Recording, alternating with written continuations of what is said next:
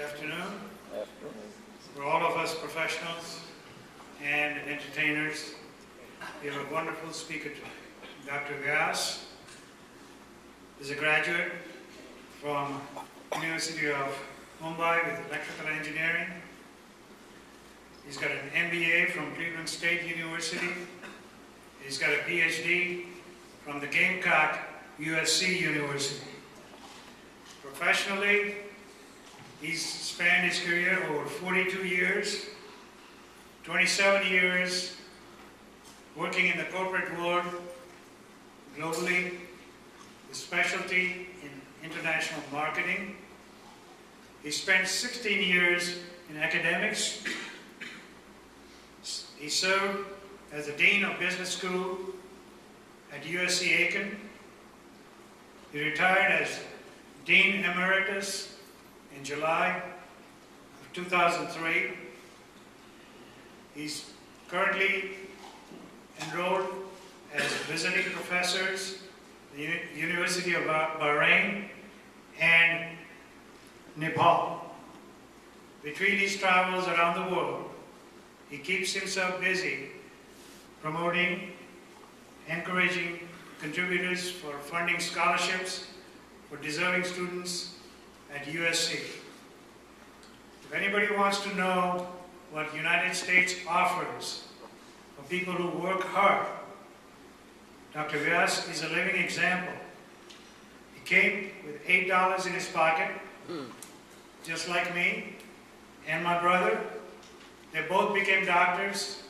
I couldn't get one, doctors. So I married one.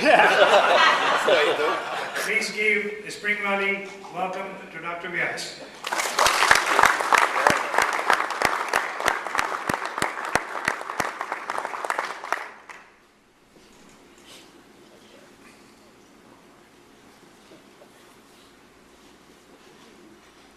Thank you very much, Ramesh. Kind introduction.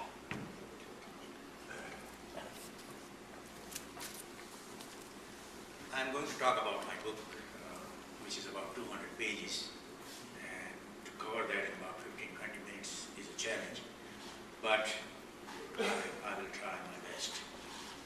Main thing is the title of the book, as it suggests, Harmony and Unity Through Spirituality.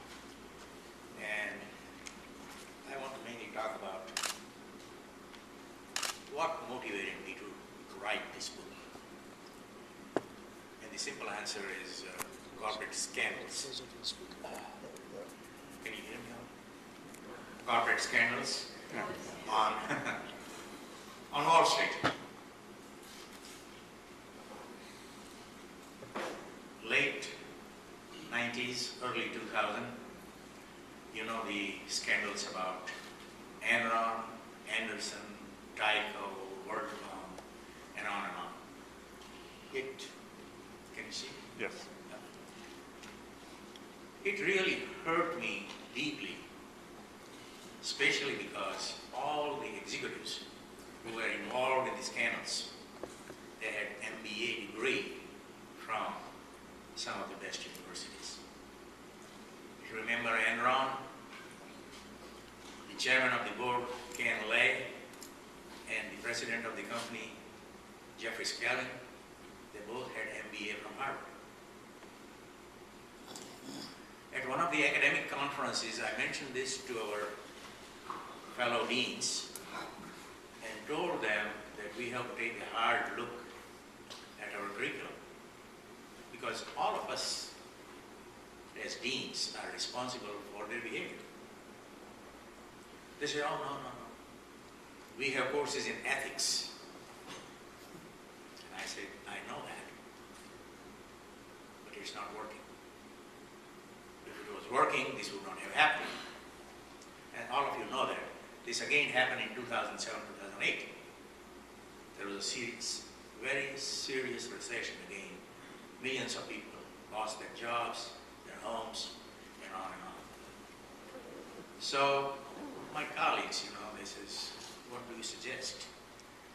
And I said, problem with the ethics is that it is not firmly grounded. It changes from one culture to another culture. It changes from one time period to another time period. And the example I usually give is, let's go back in our own country here about 75, 80 years. Living together was unheard of. And today, not only living together, having children, living together same sex, and see how far we have progressed on this issue. So what is ethical? What was ethical at one time, or what is ethical at this time, was not ethical at another time. And same thing happens, in other countries. Also, it changes from one culture to another culture. And the example I gave is, most of the people in the world have one wife. Islam, you can have as many as 4 if you can afford. So, in short, the problem with ethics is that if you take 10 books of philosophy and look at the definition, you will find 10 different definitions. So we need something which is anchored and which doesn't change with time and culture. Because in this day and age of the global world, we cannot teach something to the students which changes all the time. The another issue which I discussed was that we may have the code of ethics beautifully framed and hung in the corporate boardrooms, the lobbies, in the reception room. We also have the government regulations. They should have prevented the scandals, right? They didn't. So my friends in the academia asked me, what do you recommend? And I just mentioned that from whatever research I have read, there are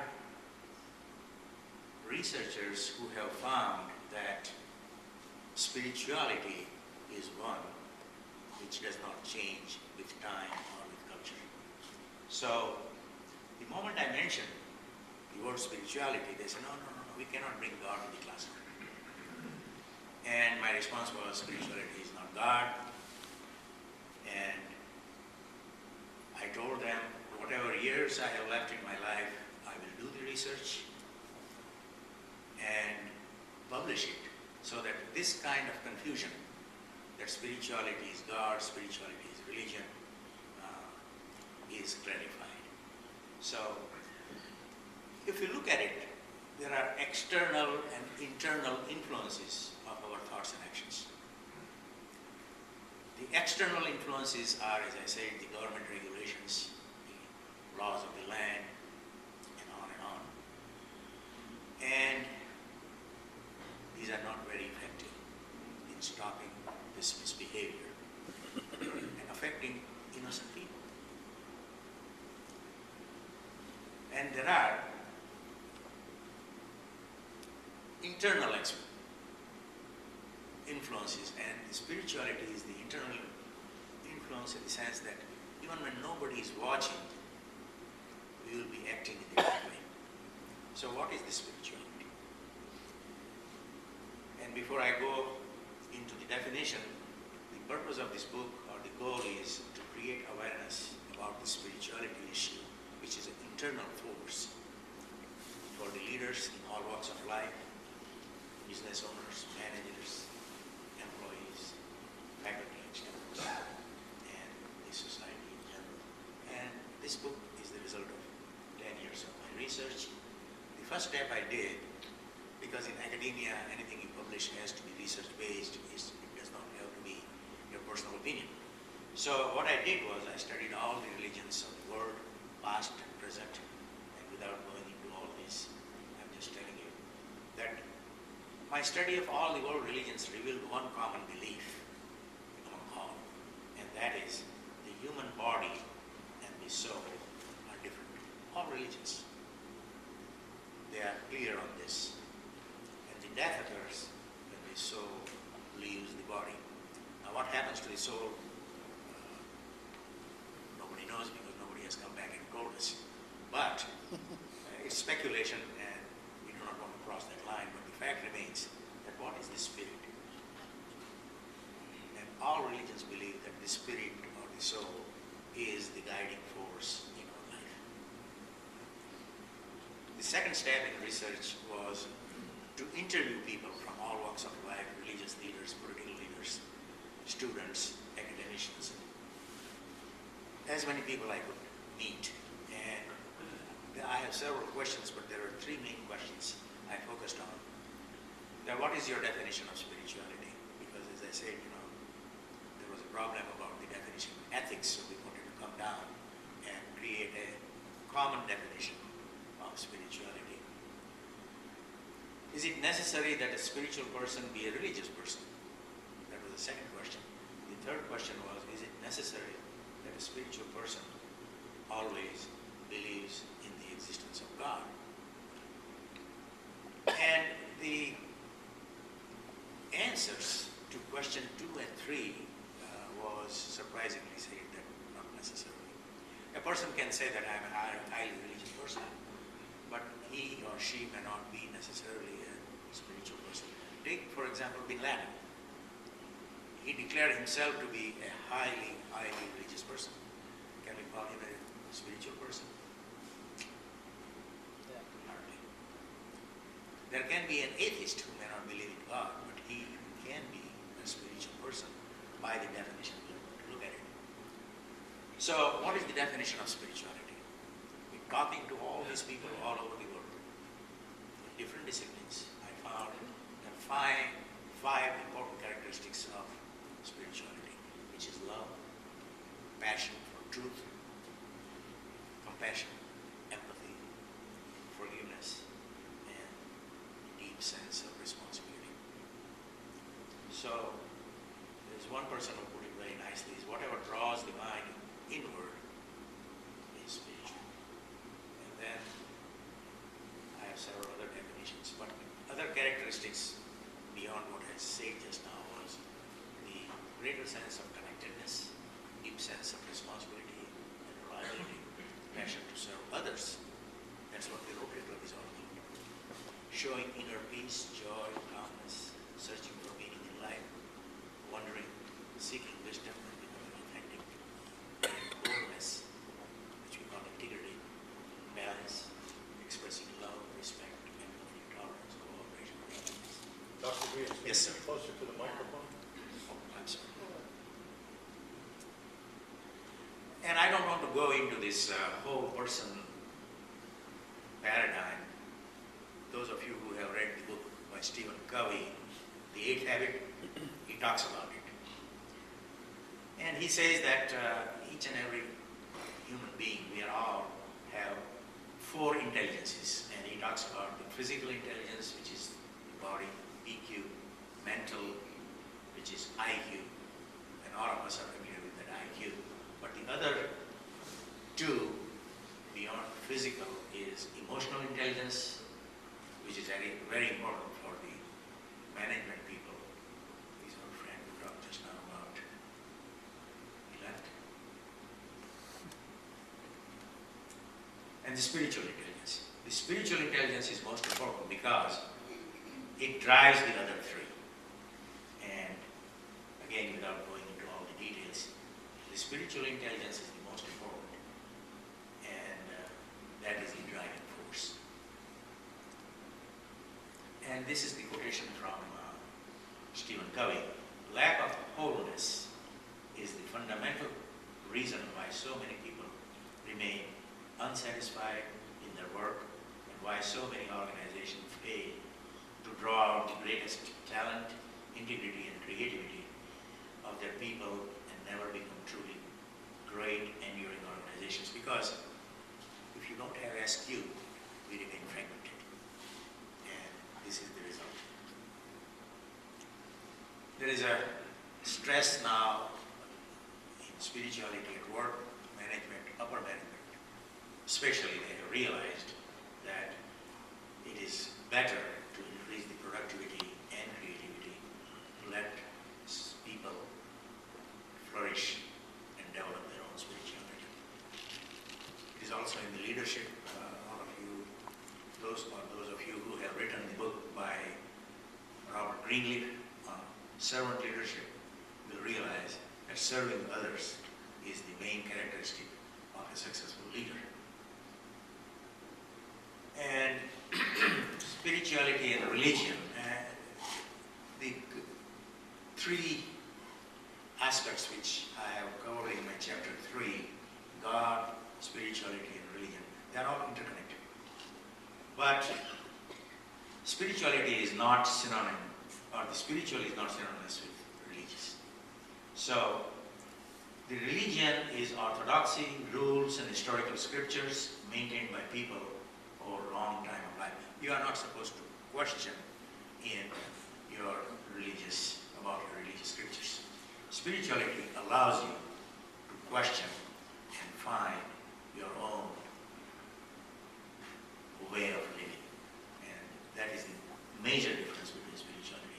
Then I have talked in my book about spirituality and health.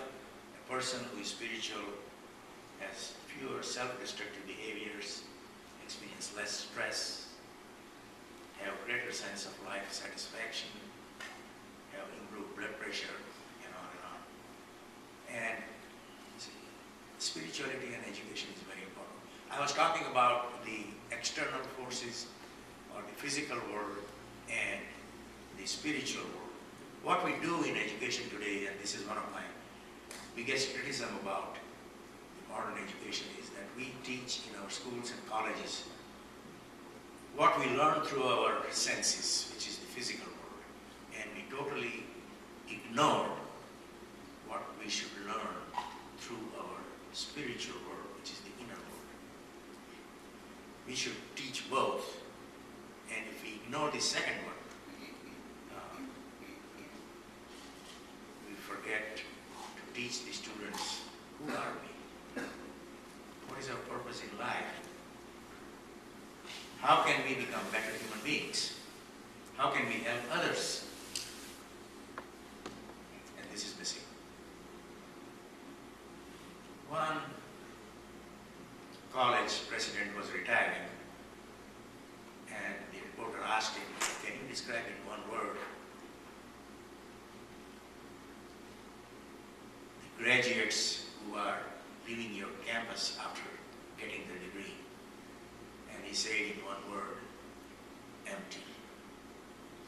Not lonely, empty.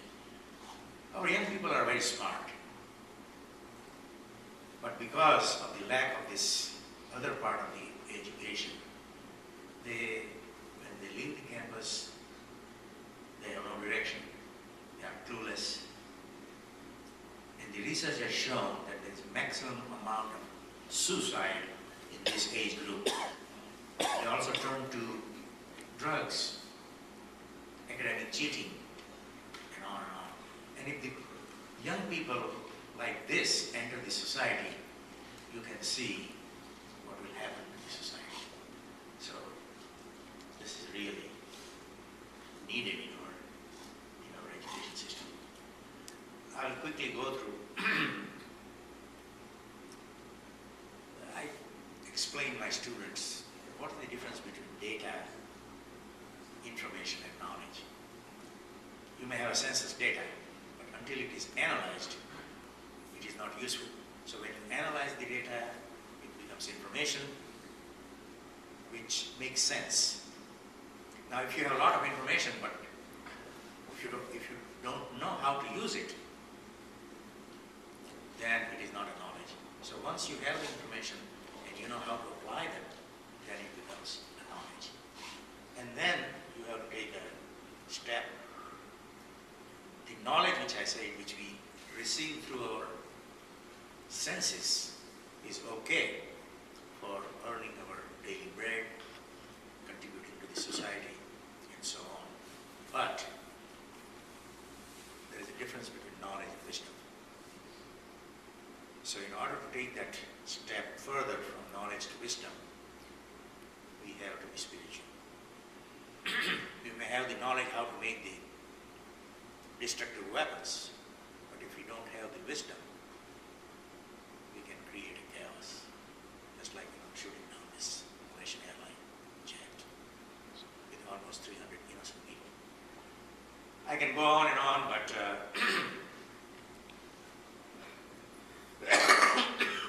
the question here is, how can we be spiritual? And that's what the book addresses. about the lives of the spiritual leaders, calming our mind, practice silence for a few minutes, praying in silence, meditation, read books on spirituality. Mainly I'm talking about the prophets, philosophers, poets, scientists. You will be surprised when you read my chapter on scientists. Majority of the scientists are spiritual. Poets are spiritual. If you have heard about the 16th century poet, Milton Friedman, he lost his eyesight and he wrote the poem Paradise Lost. And when he turned inside, he found it was an entirely different world, much, much richer. And then he wrote another epic, Paradise Regained. So, these are the ways to be spiritual. It is an inner journey. And if you have time to read the book, I have kept the books right at the door. Please pick up a copy or two, especially for a young man like him. If you read it, read at least the forward, first few pages. I know all of you are busy. So that gives you the gist of the book. I have included, as Ramesh said, donation form. It is voluntary, and in the where I have signed the book, I have written one small sentence: give and you will receive. It is a spiritual law, and that law is as valid as the law of gravity. So please donate. It is voluntary, as I say. All of you are Rotarians, so I don't have to stress that issue. The money will go to the USC Scholarship Foundation, which will support some of the most deserving students from the poor families in South Carolina. Thank you very much.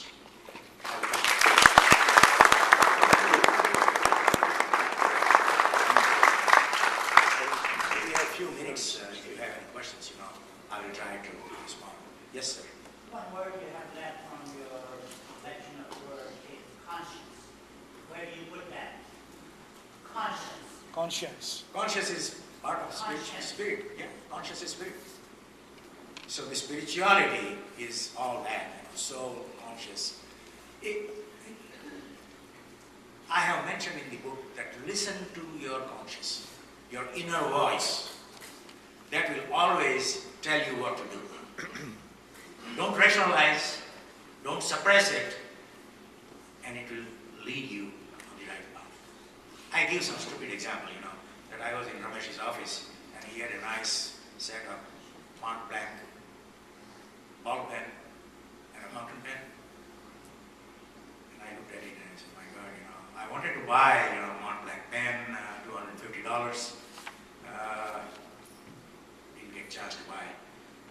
Meantime, Ramesh's secretary comes and says, something urgent, wants you outside.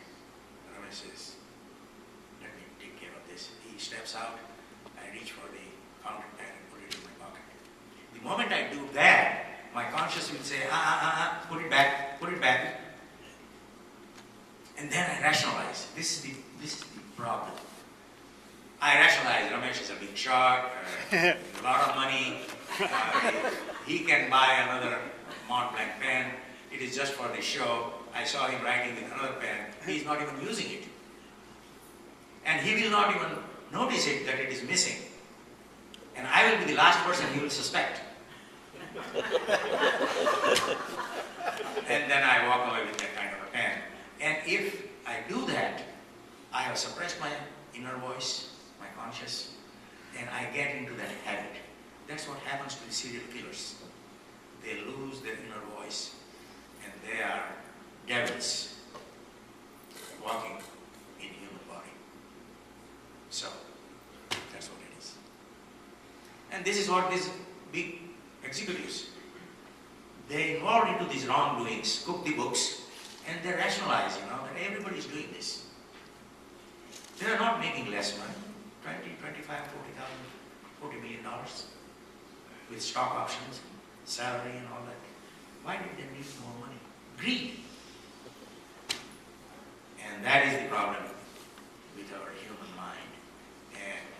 we are spiritual, we will stop this, stay away from these excesses, material world.